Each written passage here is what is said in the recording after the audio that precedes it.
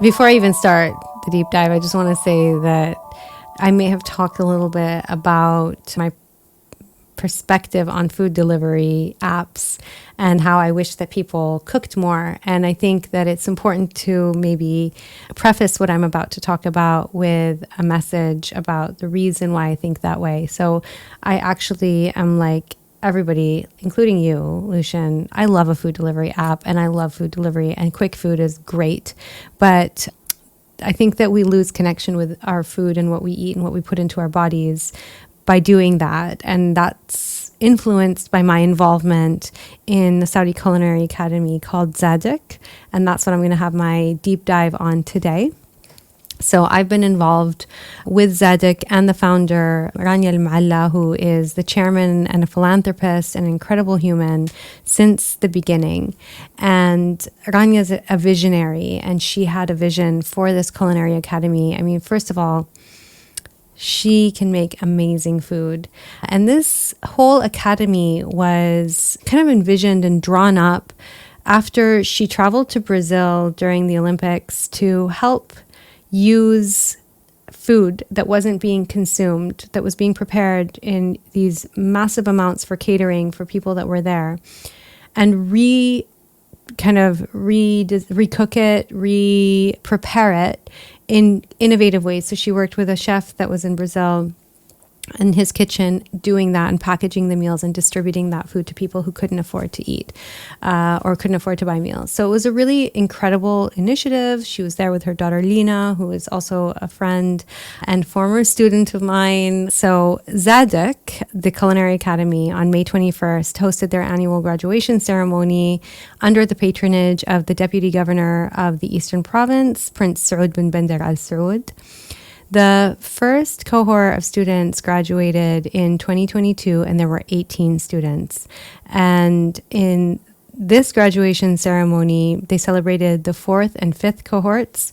27 students finished the diploma program, which is a 2-year program, and 240 students graduated with the associate diploma, which is a shorter program.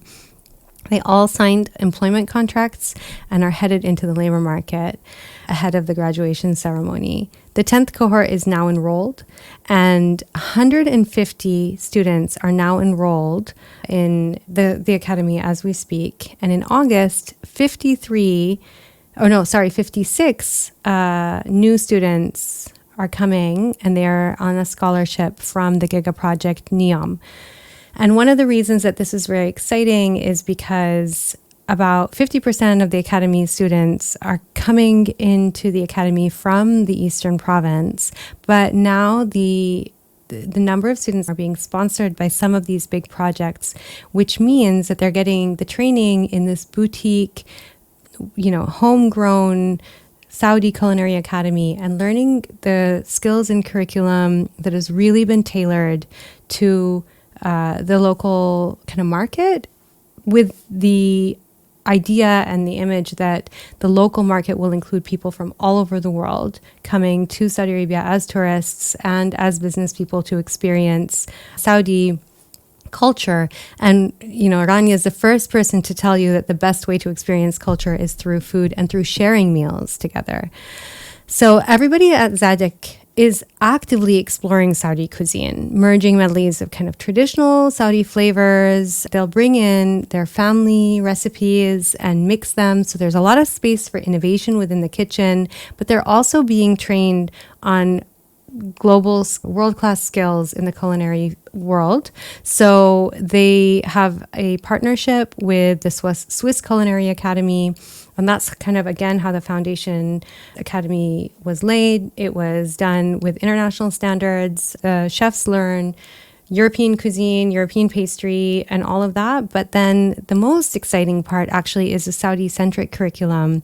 So Zadk is actually a word that's derived from the Arabic word for generosity in food. And it combines this concept really with the mission, which is to drive social change by providing quality education and training, empowering individuals to create positive change within their communities, to support nationalization efforts and Saudization efforts. So they're committed to really preparing Saudi students and Saudi nationals to be successful in their careers and in the culinary industry and to provide more employment opportunities. So now as culture and tourism are expanding, this is a great place for young Saudis to learn. But it has a bigger mission than that as well. It really is thinking about incorporating Saudi heritage into the dishes through the projects and competitions that these students are participating in, through the incorporation of their own local cuisines from the different regions within Saudi Arabia into the preparation of the meals. And there's also a sustainability dimension. So there's a whole curriculum dedicated to thinking about the pros and cons of consuming local produce, consuming seasonal produce, and what that means and how we can do that better within Saudi Arabia. And combating this idea of massive portions and huge displays of generosity that can be wasteful. So, the founder, again, I mentioned Rania, she's breaking records as she does it literally. So they participated in 2021 in a Guinness World Book competition. They created the largest cupcake mosaic ever created in the world, which was 150 square meters. It recreated the design of the Saudi flag. The cupcakes were made with dates, and they were then distributed to people from different charities. So it was a really great display. The chefs made the cupcakes. They came up with the recipe. They used local products, and then they were able to contribute them, and they broke a record along the way. Also recently, the U.S. Consul General James Sindel visited with a American chef named Jerome Grant. So he was visiting Saudi. Apparently he has a barbecue joint, but basically it was his first visit to the kingdom, and he does a lot of training. He came, met the chefs, and was inspired by how knowledgeable they were about Saudi cuisine and how inspired they were by the traditions of their own families and how they were able to incorporate that into their practice. So I'm on the International Advisory Board, which is great. I sit there with some incredible people from around the world, including chefs from inside the kingdom as well as abroad. So actually my brother is a big foodie, and there was a tweet about the International Advisory Board when I joined as the vice chairman a couple of years ago. I think it's been maybe a little over a year, maybe two. And there was a chef named Elena Arzak from the Basque region. And my brother called me. He's never really expressed any interest in my position with Zadic and my involvement with them. And he said, "What are you doing on the board with Elena? Can you get me reservations?" And so she's a world-renowned chef. Again, the Basque region is incredible, and it's one of the regions that inspires our practice and our ambitions for where Zadic is going to go. There's also some, a Saudi chef, Badr Fayez, that's a member of the International Advisory Board. Abdulaziz Al Uthman, who is the chairman of the Kempinski Al Uthman Hotel and a member of Al Uthman Holdings, amongst some other incredible people on the board. It's just been a great privilege to be able to be part of this, to witness the training that happens, the world-class training, and the evolution of training on Saudi cuisine. So my last trip there, every trip that I go visit Saudi, and I have to stop by the academy and have a meeting about different things related to the curriculum, the training, different things that we're planning, events, and so on. And it's a great place, and congratulations to the 27 students that finished their 2-year diplomas. It's not easy. Culinary school is tough. So, yeah, very exciting. I like how you said that. You go and you visit Zadk when you're there, and you said that you had meetings and you have business purpose there, but I think you're really probably going to eat. Would that be a fair statement, or are you going actually for work? Rania is the most generous host, so you cannot go through the doors of the academy without being fed. Okay, I knew it. That is, she will feed you. She makes amazing food. I have her cookbook here, which she had, I think, even before the academy was open, called A Spoonful of Home, and it does feel like home, and she kind of simplifies a lot of Saudi cuisine. It's very easy to make the dishes. You can make kebsa very easily. She gives you variations on different things. So yeah, she's great, but yeah, there's, the chefs prepare some incredible food as well. And it's all very Michelin star-like food, it's small portions, presentation, beautiful presentation. And also they're trained on the hospitality dimension. So I went for a board meeting, and then I got to stay for lunch afterwards. And just the way they are trained to really, really deliver incredible service. I was so moved by the experience of having lunch there. Awesome story. Really cool to learn about Zadk and the work that you're doing on their advisory board, and the work of the mission in general. It was really interesting to hear about this because I've obviously seen this on your bio. Hanaa, we're doing a show together. I've been curious about it, but we haven't really talked too much about it. And we were getting ready to talk about it off air, and we were like, why don't we just wait? And so it's been really cool to hear about it, and it's a really amazing mission.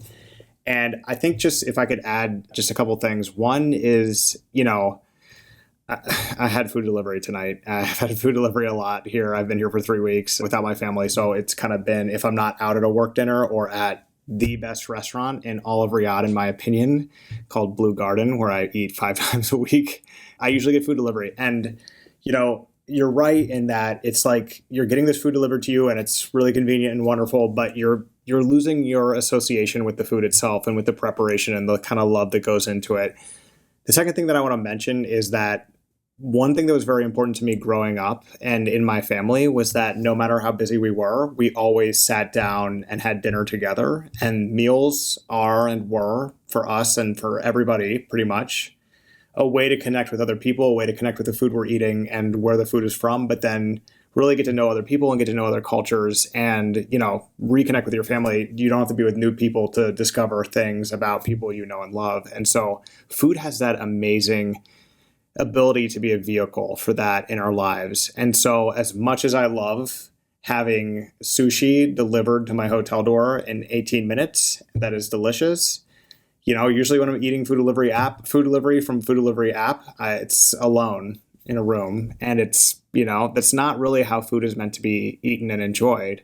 I think we're both probably fans of Anthony Bourdain, and he was one of the first to really bring this concept to television and show cultures through food and dining and meeting people, randomly at restaurants and bars and elsewhere around the world. So anyway, all that was a distraction from Zadk. It's a really cool organization and a cool mission. And is there a way for you to share how people can get involved or how they can help, what they can do to support? Is there anything like that you can share with our listeners and viewers? Absolutely. So actually, one thing that Zadic has been doing more and more frequently are these pop-up restaurants at the Kempinski in El Khobar. So one way is to experience the level of service and the incredible quality of food that's prepared, that's infusing a lot of different Saudi flavors and local ingredients into the plates. So that's one way you can experience it. But also, if you visit the Eastern Province, just drop them a line, send them an email. Their doors are open. You can go in and watch the chefs in training, in action, and you can also go in and get a tour. It's a very, very welcoming place, as it should be. Any place that prepares food for other people is a place where you know that the people who are there and running it have big open hearts and really welcome everybody. They want to share their culture and community and their mission with everybody. And there are other ways to get involved. There are scholarships that can be given to students that can't afford to go, which, I've met students. I actually ran into a mother when I was visiting El Ula that told me her daughter was about to go to the Eastern Province to relocate to do training at Zadik. So there are, incredible stories like that of people traveling across the kingdom to go either do the quick diploma or to do a full 2-year training program. One of the students that graduated was just quoted on El Yom. They did a little broadcast, which is the newspaper in the Eastern Province. And she was like, I am confident that people are going to come to Saudi and experience Michelin star level food, and we will get Michelin stars by us, the Zadic graduates, before you know it. So they're very, very confident and incredible students. So we can put some more links to Zadic in the notes. Inshallah, that comes to pass. Riyadh has really transformed as a food capital as well. And it's really cool that a lot of restaurants in Riyadh that have Saudi cuisine are now doing Saudi fusion cuisine, and they're showcasing cuisine specifically from different parts of Saudi Arabia. the EP, as I like to call it, and the North and the South. And so what is happening here is sort of like a food renaissance. I'm speaking specifically about Riyadh, but I feel like it's happening across Saudi Arabia because, coming here for so long before, it was like you would get Saudi cuisine at certain restaurants, but it was kebsa. There were different ways of doing it. There wasn't a ton of innovation going on, at least not for, B2C for customers. And now it's like, going to Bujeri Terrace in Riyadh, there's so many Saudi food restaurants. There's also a lot of them on Hunger Station as well, which is not how it was originally intended to be enjoyed. And Saudis love to eat together, as people who have visited here know very well. But yeah, I was hungry when you started talking about all of this wonderful work being done at Zadk. And then you went and had to go and talk about the largest cupcake display in the world. And now I want a cupcake, and I have to have one. So I don't know. That's, it's going to be a problem here soon. It's cupcakes made from dates too, which I know you're a big fan of. A huge It's so fan. good with some Saudi coffee. Oh, the best, the very best. And I hope to have more debates about dates with you in the future. I had at Blue Garden last night. I cannot say enough about that place. It's like my home away from home, away from home. But they have just the most amazing desserts there, which are irresistible. And now I want one. So thank you for sharing that. A really great deep dive, Hanaa.